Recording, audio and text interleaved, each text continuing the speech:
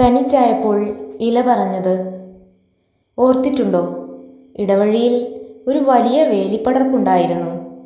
ചിലയിടങ്ങളിൽ അത് തളർന്നു കിടന്നു, ക്ഷീണിച്ച പോലെ. കുളി കഴിഞ്ഞ് മുടി ഉണക്കാൻ നിന്ന സ്ത്രീയെപ്പോലെ ചിലപ്പോൾ ചാഞ്ഞും പിന്നെ ചെരിഞ്ഞും. അവിടെ അതിരുകൾക്കിടയിൽ തർക്കങ്ങളില്ലായിരുന്നു. ഉണ്ടായിരുന്നത് സമരസപ്പെടലിൻ്റെ സമവാക്യങ്ങൾ മാത്രം. സുഖകരമായ പടർച്ചകളിലൂടെ വേലിപ്പരുത്തിയും തഴുതാമയും സ്വകാര്യങ്ങൾ പങ്കുവച്ചു. മറ്റു സ്ഥലങ്ങളിൽ വേലിക്ക് ദ്വാരങ്ങൾ വീണിരുന്നു. നാൽക്കാലികൾ അതിലൂടെ സാഹസപ്പെട്ട് കടന്നു, പിന്നെ ഇരുകാലികളും. വേലി പക്ഷേ പരിഭവിച്ചതേയില്ല. വേലിമുള്ളുകൾ പൊട്ടിച്ചെടുത്ത് ക്യാൻവാസിൽ എന്ന പോലെ ഏതോ ഒരമ്മ ചക്കയിൽ ചിത്രം വരച്ചു. പിന്നീട് ആ മുള്ളുകൾ ഇറയത്ത് വിശ്രമിച്ചു.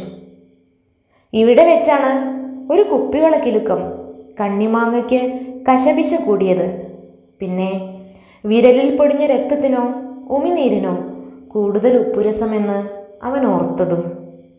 മഴക്കാലത്ത് കണ്ണീര് പോലെ തെളിഞ്ഞ നീരൊഴുക്കിൻ്റെ ഭംഗി കണ്ടുനിന്ന് തവളക്കുഞ്ഞുങ്ങളെയും മീൻകുഞ്ഞുങ്ങളെയും തരം തിരിച്ചു തീർത്തപ്പോഴേക്കും നേരം തെറ്റിയ പൈതലിൻ്റെ പുറംഭാഗത്ത് ഇപ്പോഴും കിടക്കുന്ന കുഞ്ഞു പാടുകൾ ഉണ്ടാക്കിയ ചൂരൽ ഒടിഞ്ഞു വീണതും ഇവിടെ തന്നെ.